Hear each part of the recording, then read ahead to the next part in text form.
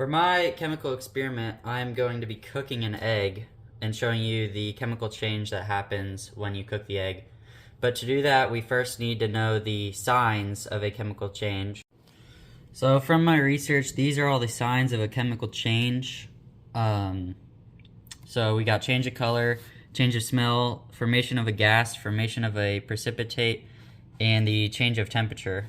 So a lot of these are going to be checked off with this experiment. Here we have 3 eggs, just came out of the fridge. Pan is sprayed, and the burner is on medium, so we're going to do this. And crank it up a little bit. So, no instant,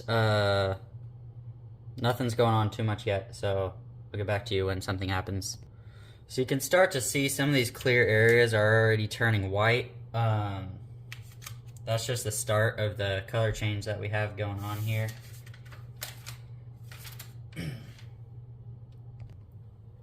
So some of this is already getting solid.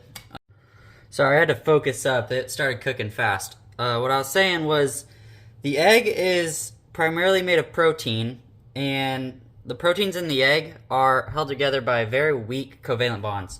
So when the heat from the burner eventually heats up the egg, those covalent bonds break and mesh together, and it sort of creates a solid that we have here in the egg. The egg got very hot.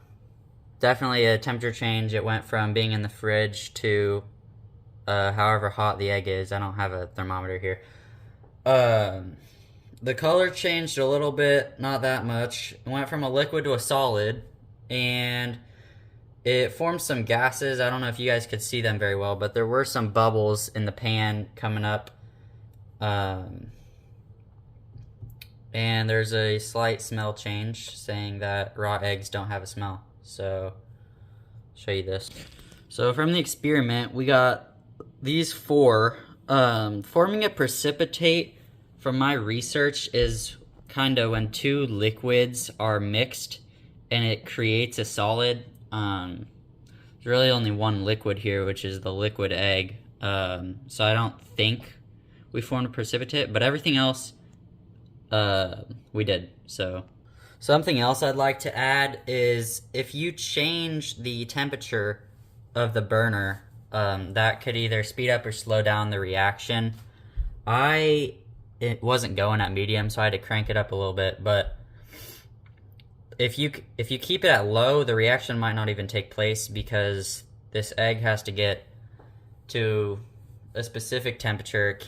It's not just heating it up, but it has to actually be a certain temperature for the reaction to happen. But if you turn it up too much, your egg's gonna start burning, which I guess is a chemical change, but then it's gonna be burnt, so yeah.